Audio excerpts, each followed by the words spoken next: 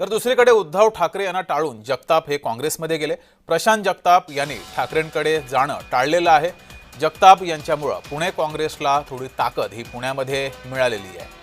प्रशांत जगताप यांनी पवार गटाला रामराम केल्यानंतर त्यांनी ठाकरे गटात न जाता काँग्रेसमध्ये प्रवेश केलाय। प्रशांत जगताप हे आमचे चांगले कार्यकर्ते होते। मला दुःख वाटतं की त्यांनी आमचा पक्ष सोडला, पण मला त्यांनी पक्ष सोडून जायला नको पाहिजे होतं असं मला वाटतं। आम्हाला याचा आनंद आहे की किमान ते महाविकास आघाडीच्या घटक या पक्षाबरोबरच राहिलेले आहेत। म्हणजे अजूनही जे लढाचा आणि संघर्षाचा विचार त्यांनी सोडलं नाही हे याच्यातून स्पष्ट होतं। जसं मी अगोदर सकाळी सांगितल्याप्रमाणे की आमच्याबरोबर आले असते तरी देखील आनंद आहे। अर्थात ते कुठच्या पक्ष सोडून बिडून नाही, कारण शेवटी पुणे शहराचा आणि पिंपरी चिंचवड शहरामध्ये त्यांची जी भूमिका होती ती भूमिका आमची पहिल्या दिवशीपासूनच होती आणि पहिल्या दिवसापासूनच आम्ही ही भूमिका मांडली होती।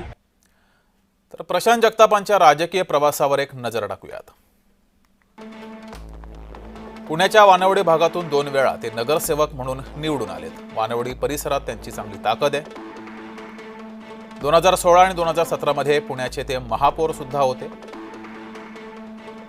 हडपसर मतदारसंघातून 2024 विधानसभा निवडणूक त्यांनी लढवली। राष्ट्रवादी काँग्रेसचे आमदार चेतन तुपेंकडून अवघ्या 6,000च्या मताधिक्यानं त्यांचा पराभव झाला। शरद पवारांचे निष्ठावंत म्हणून प्रशांत जगतापांची ओळख आहे। त्यांचे वडील सुदामराव जगतापही शरद पवारांशी निष्ठावंत होते।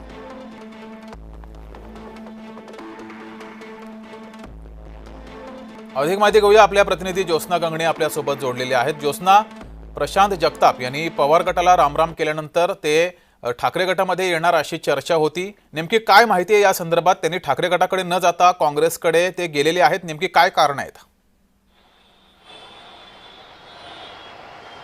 जगदीश, अगदी बरोबर आहे। प्रशांत जगताप यांनी ज्यावेळेस राष्ट्रवादी शरद पवार चंद्र या गटाचा राजीनामा दिला, शहराध्यक्ष होते त्या या पक्षाचे पुण्याचे, आणि त्यांनी राजीनामा दिल्यानंतर त्यांची वारंवार ही भूमिका होती की मी समविचारी म्हणजे मी पुरोगामी पक्षासोबत जाणं अधिक पसंत करेन।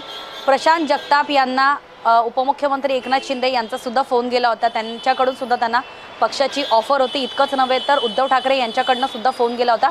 त्यामुळे दोन्ही शिवसेनेकडून जी आहे ती प्रशांत जगताप यांना पुण्याकडून ऑफर, म्हणजे दोन्ही पक्षाकडून, दोन्ही शिवसेनेकडून जी आहे ती प्रशांत जगताप यांना ऑफर होती। यावरून असं स्पष्ट दिसतं की दोन्ही शिवसेनेकडे जे आहे ते पुण्यामध्ये जागा ज्या आहेत, म्हणजे एकूणच दोन्ही शिवसेनेकडे पुण्यामध्ये जे आहे ते एक मोठा चेहरा नाही आहे। त्याच्यामुळे प्रशांत जगताप हा एक मोठा चेहरा दोन्ही शिवसेना जी आहे ते ट्राय करत होते, पण प्रशांत जगताप यांनी दोन्ही शिवसेनेला नकार देत त्यांनी आज मुंबईमध्ये जे आहे मुंबईच्या प्रदेश कार्यालयामध्ये टिळक भवनमध्ये हर्षवर्धन सकपाळ जे मुंबई महाराष्ट्र प्रदेश अध्यक्ष आहेत त्यांच्यासोबत आणि त्याचबरोबर विजय वडेट्टीवार आणि नसीम खान या 3 नेत्यांसमोर जे आहे त्यांनी आज काँग्रेसमध्ये प्रवेश केला। हा प्रवेश करत असताना प्रशांत जगताप यांनी 3 महत्त्वाचे मुद्दे जे आहेत ते मांडलेले आहेत।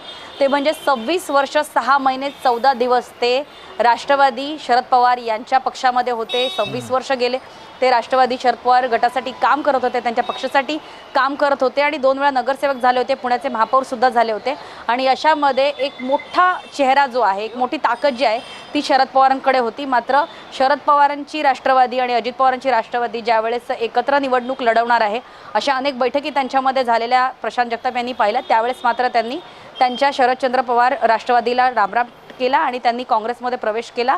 या प्रवेशामध्ये जसं की मी म्हणाले की 3 महत्त्वाचे मुद्दे म्हणजे 26 वर्ष त्यांनी राष्ट्रवादीमध्ये काढले आणि दुसरी महत्त्वाची गोष्ट की त्यांनी असं सांगितलं की मला काँग्रेस जी आहे, एक वेळ मी राजकारण सोडेन पण काँग्रेस सोडणार नाही आणि त्याचबरोबर मी पुरोगामी पक्षासोबत जाईन। मी भाजप आणि RSS याचा विरोध करत आहे आणि त्यामुळे जे आहे की मी काँग्रेसमध्ये प्रवेश करत आहे। तसे 3 महत्त्वाचे मुद्दे त्यांनी मांडलेले आहेत। म्हणजे भाजप RSSचा विरोध तर त्यांनी केलाच आणि त्याचबरोबर मला पद देऊ किंवा न देऊ, मला उमेदवारी मिळो किंवा न मिळो, मी राजकारणात जोपर्यंत असेल तोपर्यंत मी काँग्रेसशी बांधील असेल आणि गांधी नेहरू विचारांच्या पक्षासोबत मी बांधील असेल, अशा प्रकारचं एक वक्तव्य त्यांनी आजच्या पक्षप्रवेशाच्या वेळेस केलं। त्यामुळे जगताप यांनी काँग्रेसमध्ये प्रवेश केल्यामुळे पुण्यामधली पोकळी होती ती भरून निघाली आहे। ज्योत्स्ना, आता जगताप यांनी काँग्रेसमध्ये प्रवेश केल्यामुळे आता पुण्यामध्ये काँग्रेससाठी किती मोठी ताकद असणार आहे जगताप यांच्या रूपानं?